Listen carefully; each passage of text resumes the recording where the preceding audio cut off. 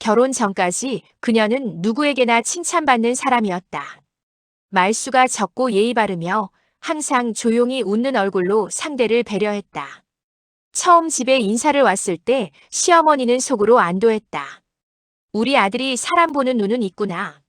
형과 누나도 고개를 끄덕였다. 매제와 매형까지 모인 자리에서도 그녀는 허리를 깊이 숙이며 말했다. 부족하지만 잘 부탁드립니다. 그 한마디에 가족들은 이미 마음의 문을 반쯤 열어버렸다. 결혼식 날 그녀는 눈물까지 보였다. 어머니, 저 진짜 잘할게요.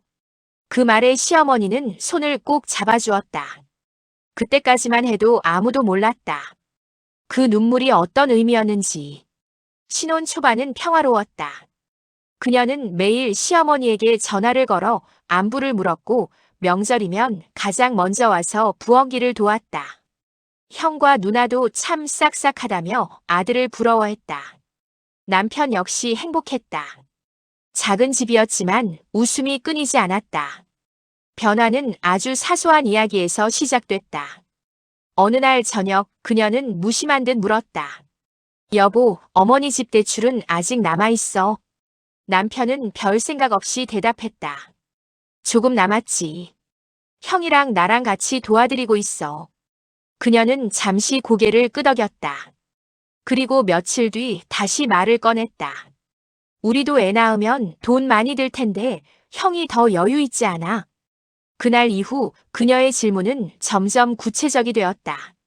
시어머니의 통장, 형의 사업, 누나의 남편 수입, 가족 공동 명의로 된 작은 땅 이야기까지. 처음에는 단순한 걱정처럼 들렸다. 하지만 어느 순간부터 그녀의 눈빛이 달라졌다. 계산하는 눈이었다. 어머니, 제가 가게 정리 좀 도와드릴까요? 시어머니는 기특하다며 통장을 맡겼다. 그때부터였다. 처음에는 정말 작은 돈이었다. 생활비 정리라며 현금을 조금씩 따로 빼두었다. 누구도 눈치채지 못했다. 몇 달 후 그녀는 시어머니에게 말했다. 어머니, 금리가 좋은 적금이 있어요. 제가 대신 넣어드릴게요. 통장은 그녀 손에 있었다. 형에게는 다른 방식으로 접근했다. 형은 작은 회사를 운영하고 있었다. 그녀는 커피를 들고 찾아가 웃으며 말했다. 형님, 제가 회계 조금 아는데 도와드릴까요? 그렇게 회사 장부를 보기 시작했다. 서류와 숫자는 그녀에게 놀이터였다. 몇 달 뒤 회사 통장에 이상한 항목이 생겼다. 외주 비용. 금액은 작았지만 꾸준했다. 누나에게는 눈물로 다가갔다. 언니 사실 우리 생활이 너무 빠듯해요. 누나는 동생 같은 마음으로 돈을 빌려주었다. 갚지 않아도 돼. 그 말은 그녀에게 허락처럼 들렸다. 매제와 매형에게는 투자 이야기를 꺼냈다. 지인이 확실한 사업이 있어요. 가족이라는 믿음은 가장 강력한 담보였다. 돈은 순식간에 모였다. 시간이 흐르자 그녀의 태도는 눈에 띄게 변했다. 명절에 가장 늦게 오고 가장 먼저 갔다. 시어머니의 전화는 점점 받지 않았다. 대신 남편에게 짜증을 냈다. 왜 우리만 손해야? 가족이면 나눠야지. 어느 날 형의 회사에서 문제가 터졌다. 회계 감사가 들어왔고 이상한 지출이 발견됐다. 형은 밤새 장부를 뒤졌다. 결국 한 이름을 찾았다. 외주 업체 대표. 그녀였다. 집안은 순식간에 무너졌다. 형은 분노했고 누나는 울었다. 매제와 매형은 투자금을 돌려달라고 요구했다. 시어머니는 떨리는 손으로 통장을 확인했다. 잔액은 거의 남아있지 않았다. 모두가 그녀를 찾았다. 하지만 그녀는 오히려 당당했다. 가족끼리 이 정도는 도울 수 있는 거 아니에요. 그 말에 방 안공기가 얼어붙었다. 남편은 아무 말도 하지 못했다. 믿음과 사랑이 한순간에 무너지는 소리가 귀 안에서 울렸다. 왜 그랬어? 그녀는 웃었다. 처음 보는 웃음이었다. 결혼하면 다 내 가족이 되는 거잖아. 가족 돈은 내 돈이지.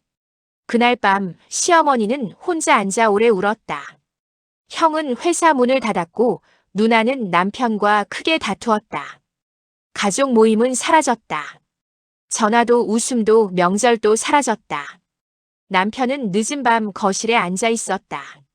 결혼식 날 그녀가 울던 모습이 떠올랐다.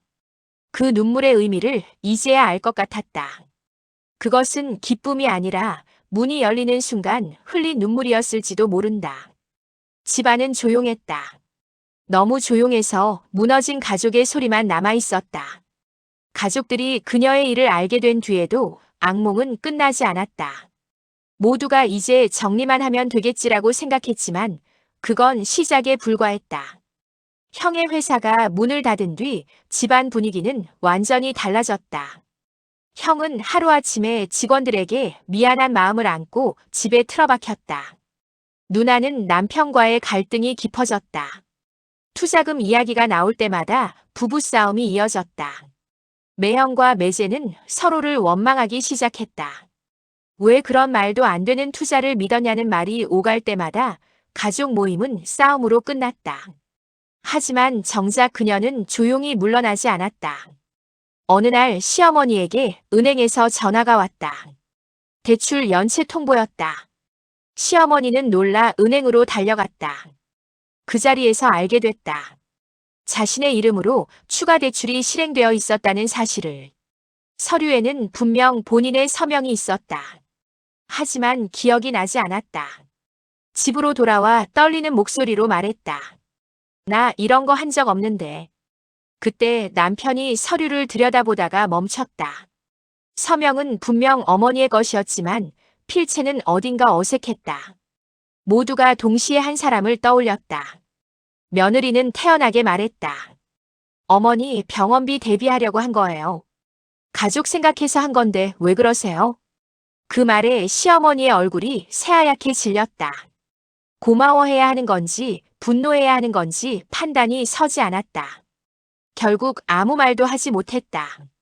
그 침묵은 그녀에게 또 하나의 허락처럼 느껴졌다. 며칠 뒤 누나의 집에서도 문제가 터졌다. 누나의 남편 명의로 된 카드에서 큰 금액이 빠져나갔다. 결제 내역은 낯선 온라인 쇼핑몰과 명품 매장이었다. 누나는 눈물로 전화를 걸었다. 혹시 너 아는 거 없어? 그녀는 한숨을 쉬며 말했다. 언니, 나 의심하는 거야. 그 한마디에 누나는 아무 말도 할 수 없었다. 2부에서 계속됩니다.